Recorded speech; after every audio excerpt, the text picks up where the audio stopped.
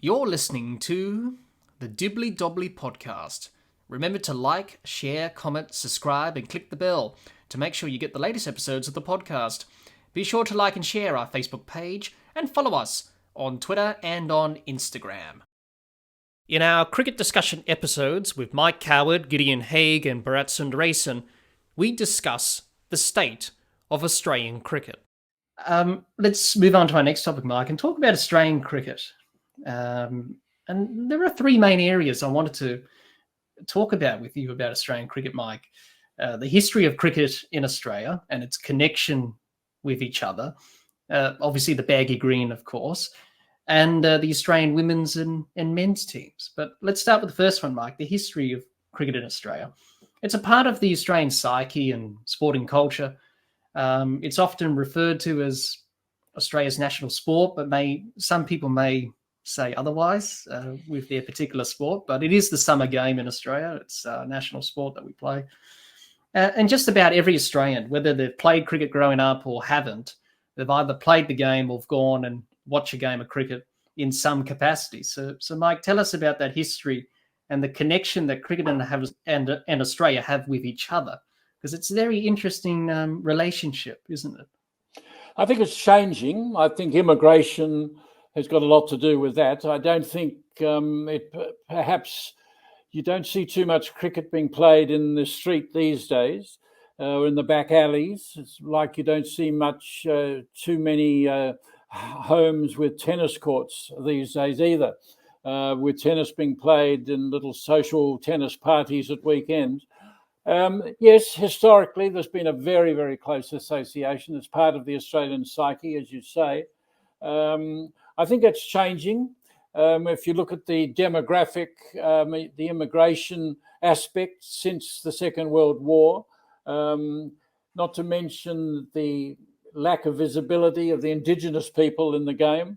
So I think the game's got a lot to confront. It's interesting that a few of Indian background are starting to prosper, and there's no doubt that the Indian diaspora is growing in this country. It is now the Indian immigration is a higher figure than the Chinese immigration now. There's been very few Chinese players that have come through. You might have had Richard Cheekwee opening the batting for New South Wales briefly, but I think the game's got a lot to address there. And I think it recognised that, well, certainly has as far as the Indigenous aspect is concerned, with the different carnivals and one thing and another, even if it's not a game that has particular appeal to the Indigenous people. I think too often by them it is seen as the game of the oppressor, and historically, and it's going to take a long time before I think we get more Indigenous playing at a senior level. So I think, the game is certainly it's part of the Australian. What are they? The ABC always used to say the sound of summer, and that's true. Cricket is to a very large degree, but it's changing, Jack. It's changing, and cricket needs to be aware of that and to meet the challenges that. But we're very fortunate. The game is still healthy here, like it is in England. It is still healthy. In India, it is particularly healthy. Pakistan, it's healthy at village level. I'm not so sure about New Zealand, who have fought above their weight spectacularly for a very long, long time.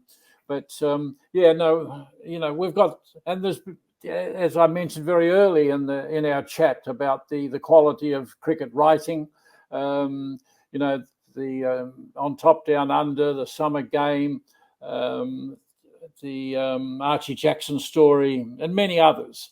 The game has been well served in this country by its journalists and broadcasters, but we mustn't take it for granted, because it's a very different landscape these days. Absolutely. And we should be grateful just to have the opportunity to play and enjoy cricket in this country. Whereas in other countries, it's not quite the case, because the game's not quite as strong and healthy in those other parts of the world. Let's talk about the baggy green, Mike. And it's one of the most revered symbols in Australian cricket.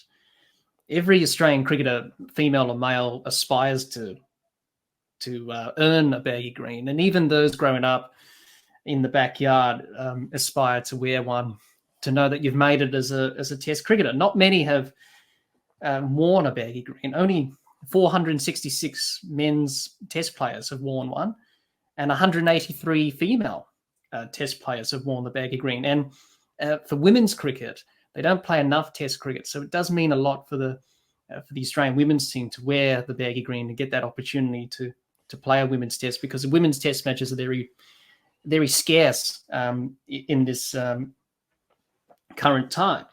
But many baggy greens, Mike, have been sold at auctions over the years. People want to get their hands on this sporting piece of memorabilia. You would know Don Bradman's baggy greens have sold for large sums of money over the years, and Shane Warne auctioned his off for charity, and that went for large sums of money, and that's at the Bowral. That's in Bowral at the Bradman Museum on display. Even people have written songs about it. Like John Williamson wrote a song about the baggy green, and he featured Steve Waugh in it, who talked about the baggy green in the song. Also, Mike, baggy greens were issued for every tour, basically. They would have the year of the tour below the crest, and players would get one for every tour. I think they stopped doing that in 1972, I think, from what I could gather.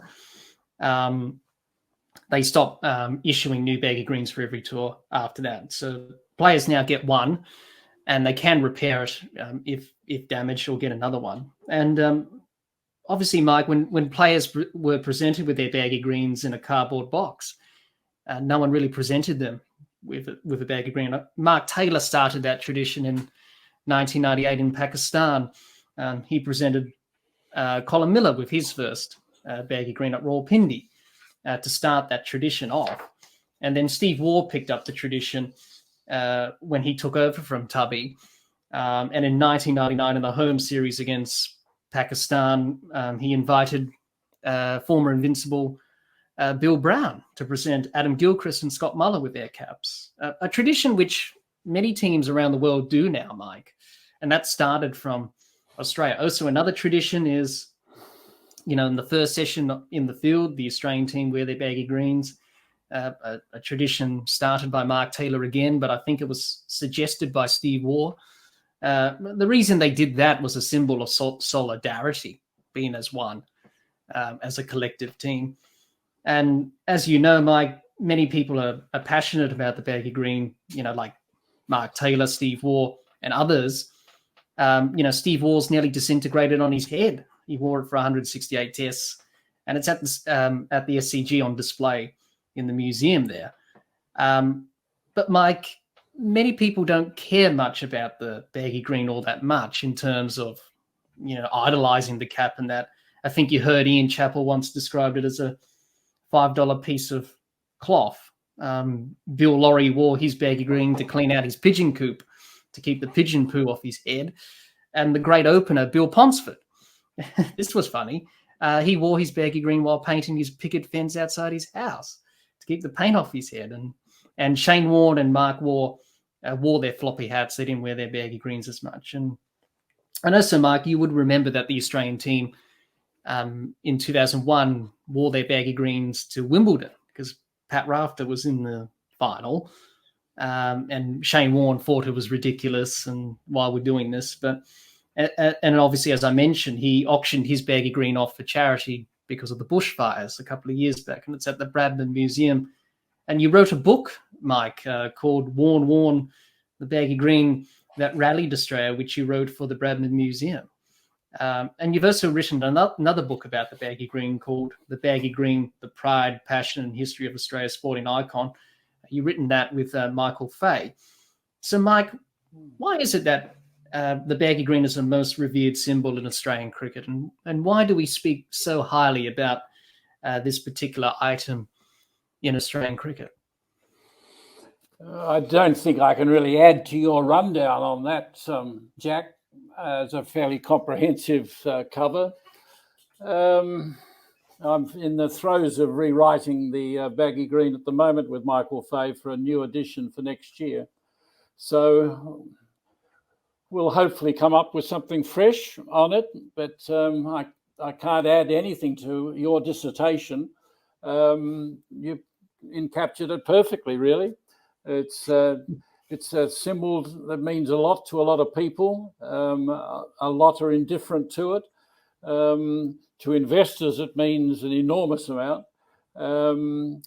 It holds its value pretty well, and certainly one of the questions I'll be asking the new generation or the current generation, whether it means as much to them as it did when I wrote the baggy green, 10, 12, 13 years ago, when I think Michael Clark was the key figure that I used there. So it'll be interesting to see, talking to them. You're quite right that it means a lot to the women particularly, because they've only just starting to get the recognition, and sadly they won't play more Test cricket. It seems as though it's too difficult for them to program it, and so they've come up with a multifaceted series with the Test match, the 50 over and the 20 over, and it seems to be a format that's working reasonably well. But the women would love to play more Test match cricket, but that's an issue that's before the administrators as we speak. And it'll be interesting to see whether they can resolve that. But yeah, no, it's an important symbol. It's anybody, when you say the baggy green, they know perfectly well what you're talking about. That in itself is a testament to the greatness of the symbol. Absolutely, it's one of those most iconic symbols in world cricket, which everyone talks about Australian cricket in particular. It's the first thing they describe. Let's talk about the men's and the women's teams, Mike, and how they've gone over the years. Let's talk about the men's team first. You've witnessed many of Australian cricket's highs and lows and many great achievements since you've been covering cricket over the years. You covered the Thai Test in '86, Australia's Cricket World Cup win in '87. Obviously, Australia winning the 1989 Ashes series under Alan Border pretty much kick-started Australia's dominance in Ashes cricket and in world cricket. Australia winning in the West Indies in 1995. I think you were commentating or covering that series, Mike, in the Caribbean, where Australia broke the drought and finally won a series in the Caribbean, and Mark Taylor led the Australian team to win the Sir Frank Worrell Trophy in the Caribbean. Underarm in 1981, the 1980s, during that difficult era for Australian cricket where they were struggling. And then obviously most recently Cape Town in 2018 with the ball tampering saga. Also, Mike, there's been many great people that have helped Australian cricket and helped shape it, especially the men's team as we know it today. Don Bradman, Richie Benaud, Ian Chappell, Alan Border, Mark Taylor and Steve Waugh. And the current team under Pat Cummins' leadership have won the World Test Championship recently and retained the Ashes in England, but the team faces many challenges ahead. Mike, how do you assess the Australian men's team today, and what challenges lie ahead for the team? And in your opinion, who were the main figures that helped shape Australian cricket the way it is today? Oh, Jack, that's covering a bit of ground. It's an interesting. At any time after an Ashes series, there's all the speculation about the future. I don't know, mate. Really, honestly, the selectors will sit down like they do every year, every 2 years, and look. I don't think there's any serious issues there. There's the perennial one, the lack of a leg spinner. That just goes on year after year because the world believed that all Australian boys were turned to bowling leg spin when Shane Warne was about. None of them ever did. So that was the end of that. And so it gives Murphy a wonderful opportunity to develop, to take over from Lyon. I think if there's one area that is of some concern, the fast bowling is of concern. I don't think there's the depth there that there once was.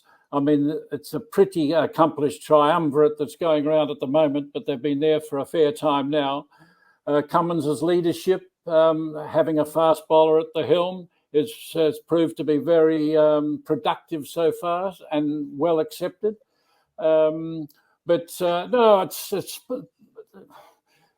it's the old story. Is there the depth? Is there the depth in Sheffield Shield cricket? But I mean, this is something we could argue at the end of every summer. They've just won the World Championship. They should have won the Ashes, but for 44 runs and a strange decision about swapping the ball, they would have won the Ashes. So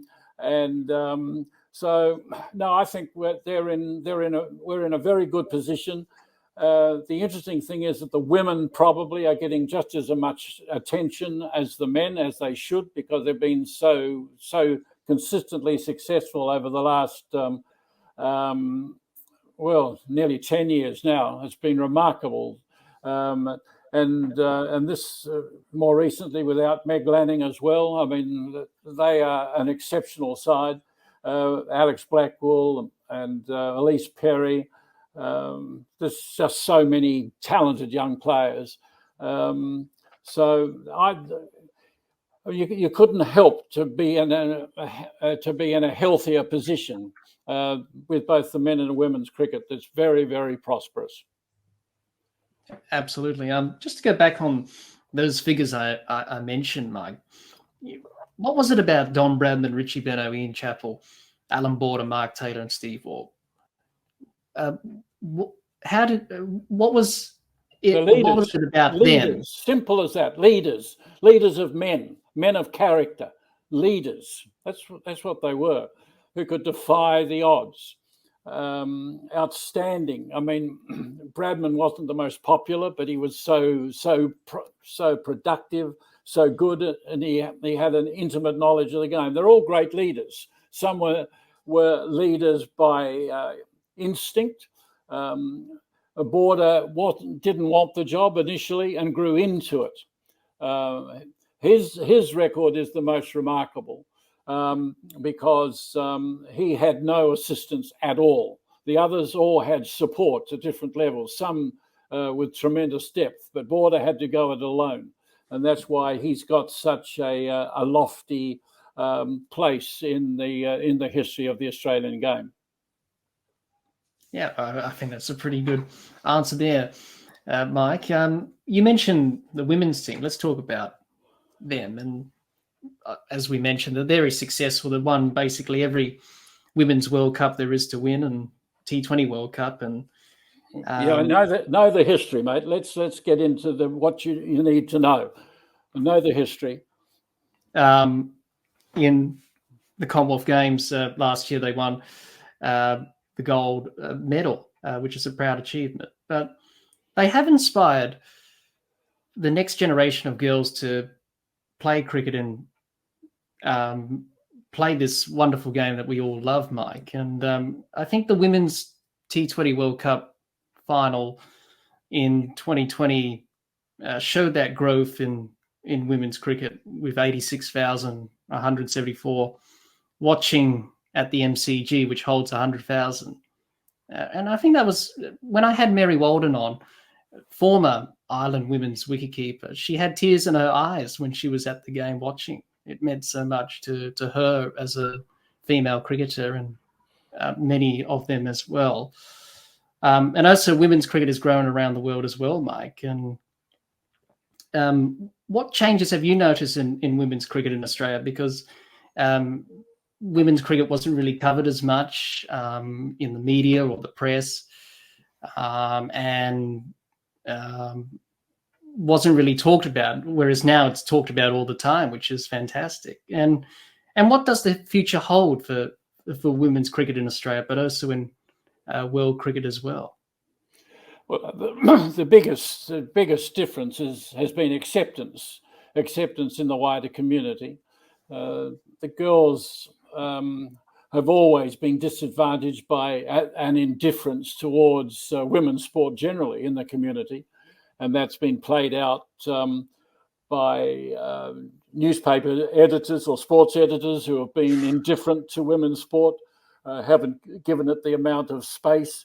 I can remember working on The Age in the early 80s, and Peg McMahon was there, gallantly holding the flag for women's sport editorially, but there have been very few. There are Judy Joy Davies in Melbourne. There's been some who have worked very, very hard over the years. But now in recent years, of course, there's, and that's the key word, is acceptance. The wider community have accepted and come to appreciate it, appreciate the women's remarkable skills. And interestingly, I think with a lot of the women's cricketers is that the number of, it was with the Matildas as well, there's the number of young boys that are fascinated by what the women are achieving, and they're as familiar with the status of the women's cricketers as they are with the men's cricketers. And that's very much it shows that the reach, plus they're getting more free time, free-to-air television. And that's been significant. So the more the exposure, the greater the awareness will be in the wider community. So more power to them. They're showing that they're wonderful athletes. They've got tremendous skills. Some of the batting and the catching these days is truly exceptional, and it shouldn't be just treated as something novel. We've come to understand that they are very highly skilled athletes, and we respect their achievements enormously, and more power to them for that. Yeah, absolutely, and hopefully it will grow in the years to come and inspire more girls and to take up the sport. And it's in a good place, women's cricket in Australia. So hopefully other countries around the world can encourage young girls to take up the game as well. Just before we move on to our last topic, Mike, of this very long discussion, thank you everyone for still listening to us, if you are. Will the passion, the love for cricket in Australia diminish in the years to come, or will that passion and love be ever stronger for the game as we progress in the years and generations ahead? Well, that we just don't know. We can hope. You and I would certainly hope that the passion will always be there, but there's been enough indications over the last 10, 15, 20 years that it's dissipating, that it's not what it was. I think from a traditionalist point of view that the players have to, the ones who care about Test match cricket, and that's where I admire Virat Kohli greatly. He loves his Test match cricket and talks loudly and proudly about it. And I think I'd like to see Cummins do the same. I'd like to see all Test match captains or Test match players be more conspicuous in talking about Test match cricket and the joys of it, what it has meant to them. I think that's going to be significant. I think young listeners and those who have only come to the game through its short forms would listen to senior players talking about the joys of a form of the game they don't know or don't understand. So I think it can prosper, but it's going to. We can't take it for granted. That's become patently clear. The game is changing so quickly. Attitudes within the cricket community are changing. It's a very competitive marketplace for sports entertainment, and it is considered as an entertainment now. It's always should be an entertainment, as Richie Benaud and Frank Worrell pointed out in 1960 when they saved the traditional form. And so it's all very well for the Bazball creators to say that they're saving the game. They're not saving the game. Their arrogance was astonishing. Their holier-than-thou attitude. Test cricket in the last 20 years has been pretty good, been pretty productive. There's been some magnificent series, some magnificent results. And as for McCullum and Stokes to suggest that they're the saviours is ridiculous. and given, of course, that it's an England side being led by 2 New Zealanders anyway. So, no, the game can prosper, but let's talk it up. And let's not be completely seduced by the shorter forms just because of the money and the pecking order. Yeah, I think that's a pretty good answer there, Mike. Let's talk about our next topic, Gideon, the state of Australian cricket. And Australian cricket has presented many challenges over the years. It's encountered many challenges over the years. What happened with Australia in Cape Town, of course, ball tampering, the whole Justin Langer situation, which wasn't handled all that greatly. Domestic cricket is got some problems and issues in terms of the states.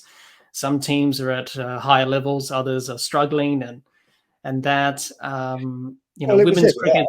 It was ever thus, Jack. I mean, states have periods of strength and weakness. I guess it's perhaps slightly more problematic that New South Wales has been weak for the last couple of years, because traditionally it's been a great nursery of Australian batsmen, certainly. Of course, it's produced Australia's first choice pace attack. But, these things ebb and flow. Not everyone will remain strong forever. In fact, in some ways, it's quite good, certainly where women's cricket is concerned, that New South Wales is no longer hegemonic. It's great to see the WNCL and the women's BBL being shared around. That's actually what you want. I actually used to think it was a problem that New South Wales was so dominant. I'm sort of in some ways glad that phenomenon has gone the way of, in exactly the same way as it should. So, look, the problems for Australian cricket are, I think, perhaps more at grassroots level than elite cricket there will always be 11 good players to represent Australia. Where we get them from will be interesting. Cricket faces a number of threats to its popularity from alternatives. I think in some ways that the club cricket around which I grew up has changed unrecognisably in my time in the game. In some ways for the better. I think it's a more inclusive and a more open game. I think it's a more creative game. It actually has to work harder in order to attract people, and that's no bad thing. But access to the game is a problem, I think, for everyone involved. Cities are growing in crazy madcap ways where not everyone has equal access to recreational facilities. Cricket's struggling to keep pace with the changing demographics of Australia. I think every sport is. I think as far as the international calendar is concerned, there is a dismay in the public about the fact that it changes every summer. It's something I hear regularly from readers. They no sooner make plans for one summer than the next summer is completely different. I think cricket has historically been quite a conservative game. It's relied on a pretty conservative fan base, and traditional fans now feel as though they're being taken for granted and even neglected by the cricket authorities. That's a shame, but we can also succumb to that idea that the past was always great, and we used to have everything that we wanted. We've always found reasons to complain about cricket, and I'm kind of old enough to remember that. Yeah, absolutely. I guess many people will have their own opinions and won't be happy with certain things about, how come we don't get this test match, or, for an international tour, because the fixture was released a few days ago. And some people talked about that, Adelaide not happy about, having a day test rather than day-nighter, and that's going to be played at the Gabba. I'm more amazed that there isn't more consternation about the fact that we're getting the West Indies again. But to me, to be honest, I'm not really. I'm always excited for cricket, to be honest, because I'm a cricket lover and tragic. But next summer to me doesn't feel much as exciting or or something like that to me, really, because we just played the West Indies last summer, and they're struggling, as we know, and they used to be a force in cricket, obviously, back in their dominant eras and days. And then Pakistan is a team that's a bit hit or miss. You never know what you're going to get with Pakistan. Always and you struggle think on the road. Australia should win both Test series next summer. You would think that because they're far stronger and better. But it's just the way the calendar is, really, the international schedule and how the ICC Well, do it the is. Future We're Tours also program. going back to what we discussed earlier, Jack, which is the acute inequality between countries now. I mean, the West Indies always traditionally punched above its weight in international cricket. I mean, it's a tiny area, small economies, geographically isolated, problematic time zone for broadcasting into India, high cost base because of the necessity to fly between islands, relatively small audiences. So it was amazing, frankly, what West Indies cricket was able to accomplish in the 70s, 80s and 90s. In some ways, it's probably reverted to roughly where it should be, relatively speaking. But there is something just awfully sad and lamentable about its sorry state, and frankly, that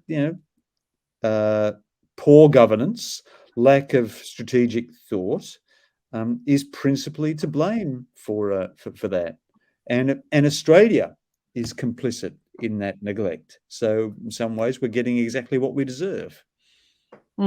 Yes, it is a very sorry state to see countries struggle, and who once were powerhouses of cricket like the West Indies. Everyone talks about the West Indies of the 70s and 80s and how they won everything and never lost a series for a very long time, and then they started to decline. And last summer, you could just sort of predict what the results were going to be when Australia played those two Test matches against it, and probably the same against South Africa as well. They struggled as well, and they lost a couple of tests by an innings. I think they lost,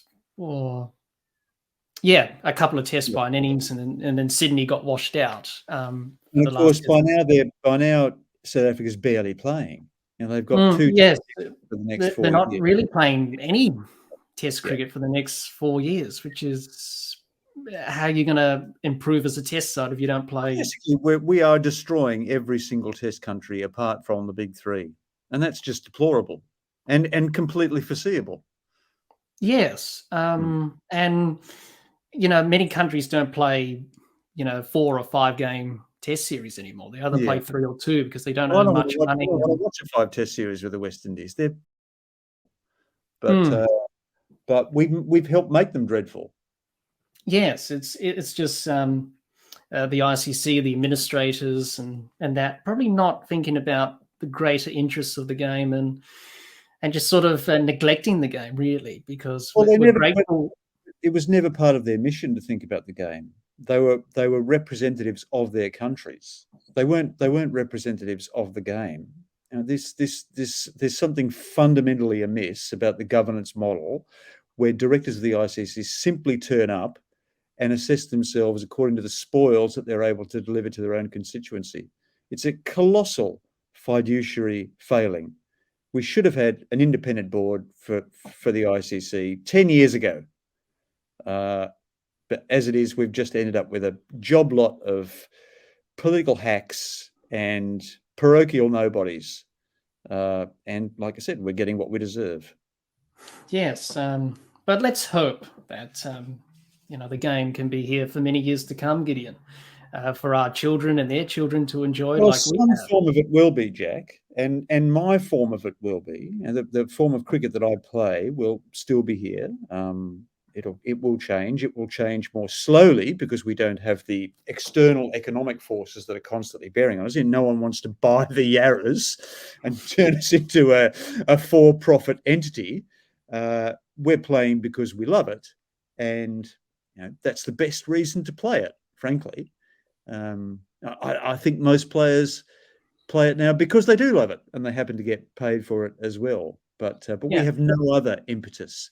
We have no other. There's nothing else shaping the decisions that we make. if we don't want to play, we don't have to. Yeah. So that's a good way to be. Yeah, absolutely. And I guess we can't get worked up over anything that we can't control, really. We can't control how the ICC go about their business. No, we I can don't know, only... Jack. I'm fucking furious. Yeah, as fans, we should be furious about, because governing bodies are meant to do what's right for the game and to make sure it develops all around the world and in different countries, of course. And cricket is growing in different countries, like the USA. They're doing Major League Cricket and wanting to expand that. And but when there's money and there's all that other stuff. The great problem for the fan is, of course, that the only way that you have of expressing your indignation is by not watching the game, and that's a form of self-penalty. Yeah. So really, you're stuck with the status quo and a worsening status quo, frankly. But we move on, Brad, and talk about Australian cricket. And I wanted to touch on some areas here, talk about the men's team, because you've been around them for a while. Talk about the Border Gavaskar Trophy, the Sri Lanka Tests, and the Champions Trophy recently for Australia, and look ahead to the World Test Championship final.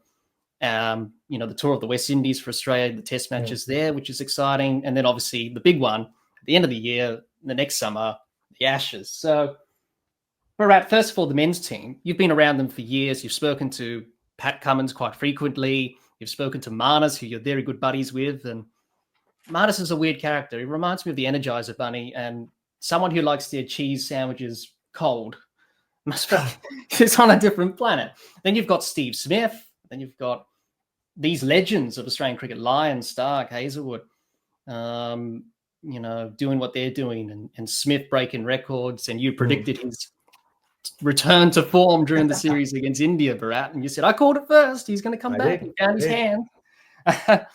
What makes this Australian team so great? And there is going to be a period of transition. Of course, we've seen it with Constance and Connolly coming in. So your thoughts on that, Bharat? Why is this Australian team so good? And they've won everything basically since Pat Cummins has taken charge. And the transition phase going forward, we're in for another sticky few years after this current crop of great players finally do hang up and pull up stumps. Yeah, look, I mean, I think firstly it's the atmosphere in this dressing room, and it feels like such a grounded dressing room. Like, Pat Cummins has had a big role to play in it. It's like being fortunate enough to know Pat very well. He's worldly wise and he's curious. He spoke about curiosity. He's curious about the world. He's curious about what's happening in the world, and that, I think, gives him so much of a better perspective over sport. Like, sport is a part of what he does. It's not the be all end all for him. And then I think that trickle down effect from there. And with this team, I think that I've seen them treat success and failure pretty equally. Obviously, there are some defeats that hurt a lot. There are some victories, like the MCG one this time against India, that mean a lot to them. But I think overall, whether when they lost the Test series in India, or when they won the World Cup in India later that year, or so many moments, like the 2023 Ashes, the high of Birmingham and the low of Leeds, and the Oval, and all of those, I think they're just able Manchester to beat as well. Manchester. I mean, at least they got out of it thanks to Marnus, and or just on Marnus, you use the word weird. I have a very interesting relationship with the word weird. I don't think he's weird. He's like me. He's quirky. He's quirky. I mean, he's just himself. I wouldn't even say he's different. People call me different. I'm like, no, I'm not different. I'm just being myself. So, but he is who he is. And again, that's another huge. I mean, I don't know whether it's change or not, but that's a huge factor why this Australian team is so successful, because the atmosphere I spoke about, they're allowed to be themselves. Like, Steve Smith can be Steve Smith, Marnus can be Marnus, Uzi can be Uzi, and Usman Khawaja is a great example of that. He speaks so often these days about finally finding himself in the last few years, and just being who he is, what he's wearing, to how he trains and everything else. Till the time you're successful in the middle, none of it should matter. Like, in the sense, like what I said earlier about the work I do, till the time I'm providing you with content and providing you with the product you want, it shouldn't matter what I sound like or what I look like or what I wear. So I think that's been the huge change with these guys. And I just and the exposure that they have to the world as well. I mean, most of them go and play in the IPL, if not the IPL, in the other leagues, and it is, especially if you come from a first world country, spending, even though they stay in lavish hotels, and they the life of an IPL cricketer is pretty plush in terms of the way you get taken care of. Just spending enough, like spending 2 months in India every year, is a humbling experience. It gives you so much of a different outlook to life. You see, even when you're traveling in the bus, and if you just pull the curtain, you see such things that you will never see in Australia, or never dream of seeing in Australia. I think that has played a big role as well. And not just what they see on the street, even like interacting with young Indian players, if you play in the IPL, or young Pakistanis if you play in the PSL, they're how they've come through the ranks and the challenges that they've overcome. It just gives you a different perspective, right? And then you start stop treating every defeat like the end of the world, and every victory as you being on top of the world. And I think they're also, a lot of them are at a stage of their lives where they're partners and husbands and fathers, and you see all these kids running around, and that has played a huge role. I think the more time I've seen that's this always team, the case, isn't it, Bharat? You're a changed cricketer once you have kids and a family.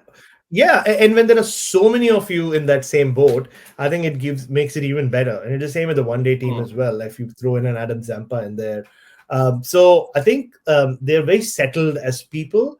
They're settled in their own skin. They're settled as sports people, and I think that's why the dressing room is as settled as it is. So, Champions Trophy was whatever it was. They played only 2 games. They won famously against England. That's good enough, isn't it? Exactly. They were maybe 30 runs away from making the finals. Who knows the way that game went? So it's one of those things. So I think. And also what I said earlier, the player power thing has also been a huge thing for a lot of them. They're more comfortable in their futures, and they're more secure. And I think about it, whatever you do in life, that security plays such a big role. And the best contrast I can show is Pakistan. Pakistan dressing rooms, as Jason Gillespie would have found out, you're not allowed to be settled just because of the way the structure of cricket there is. And so, I think that security has played a huge role. And they're just some of the nicest cricketers I've met. They're nice people. They can have normal conversations with pretty much all of them. And I've grown really fond of all of them. We have interesting relationships with different types. Obviously you said Manas and Pat and a few of the others I'm very close to, but just even the others who I'm probably not very close to, we have a very nice relationship. And I'm just there doing my job really, and then going home and to the wife and the dogs and the chickens. So it's again. So I think a lot of it, and with Pat in particular, I think the one thing we've really bonded over is just, again, that perspective we have on life. For different reasons, we come from extremely different backgrounds, but I'm very grateful that him and Manas wanted to be a part of the Australian story and talk about me. But you could see even the way they spoke about me, that they with Manas, we connect over being who we are and different and unique in that sense. With Pat, it's just this perspective, we don't, every day is different, and there's so much more to life than just the high of a victory, or you celebrate the good times in your life, obviously you do, but you can't go overboard with it. But at the same time, you can't let every little failure drag you down. So I think which is why this team is it's a happy dressing room, and B, also a very successful one. Yeah, absolutely. You get that feeling from just watching them, how they go about their cricket as well. They're not that Australian team that we used to seeing in yesteryear, being nasty and aggressive, and obviously that changed after Cape Town, obviously, when all that happened. But they just come across as a good team, and they just keep winning because they like to win. So that's what Australian team do. Again, it's also change. Australia is changing as a country, and that's being reflected right now in the dressing room. I think it'll be reflected even more when it becomes even more multicultural, when Usman Khawaja stops being the only South Asian man to play Test cricket. And I think that will change more and more. When you get people from different backgrounds coming in as well, and then you'll see the dressing room kind of reflect the rest of and I think Australia as a country is also kind of coming to grips with how much it's changing, and so I think it's a good reflection of what's happening. Yeah, definitely, and especially the way they played against India and Sri Lanka recently. They've done well there, which are pretty good 2 victories, and then the Champions Trophy, obviously. So looking ahead, Bharat, WTC, I think we know what's going to happen in the Tour of the West Indies, obviously, and the Ashes. Where do you see those next assignments for Australia going in terms of the, potential success for them in those tournaments? Look, the World Test Championship final is going to be interesting. Early June as well at Lord's. 2 great fast bowling attacks. So South Africa are an interesting team. A lot of people have criticized their journey to the World Test Championship final, but they can only do what they the cards that they were dealt with. So they won what they had to win, regardless of who they had to beat. But they've got to the final, and now that it's a 1-match shootout, they have the bowling, which often is all you need, in a game of that magnitude, and it being a one-off, and with their fast bowlers, they should be in a position to make the most of the conditions, whether it's Rabada or Youngson or Nokia or all those guys.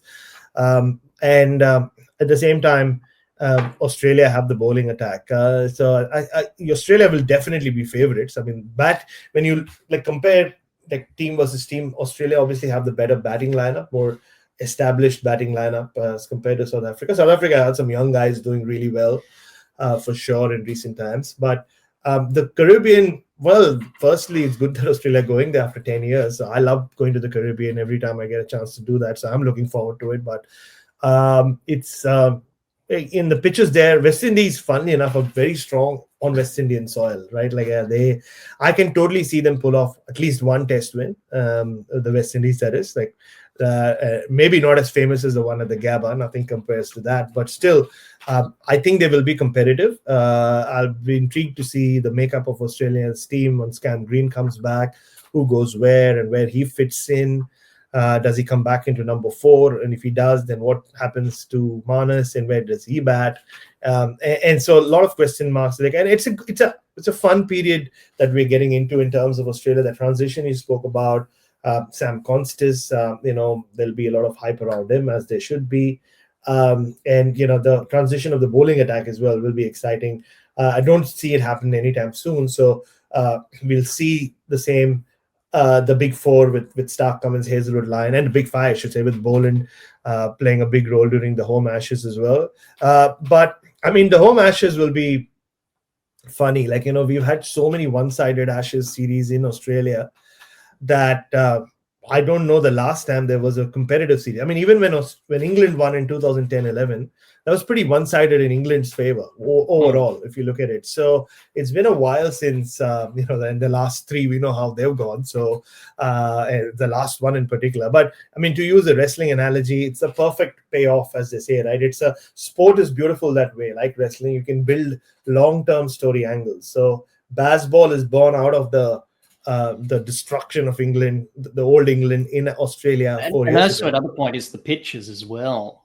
Yeah, interesting. Absolutely. Yeah, they will seem around. They will be similar to what we saw against India, you'd think, which could even the odds, or which could really put Australia ahead if England continue to play. And also, look, they banked so much on Mark Wood and Jofra Archer, in particular, being fit. He's out for 4 months or something now. Exactly. The next test he'll play will be the Ashes. So good for India, who will be playing 5 tests in England. But so, I mean, let's face it.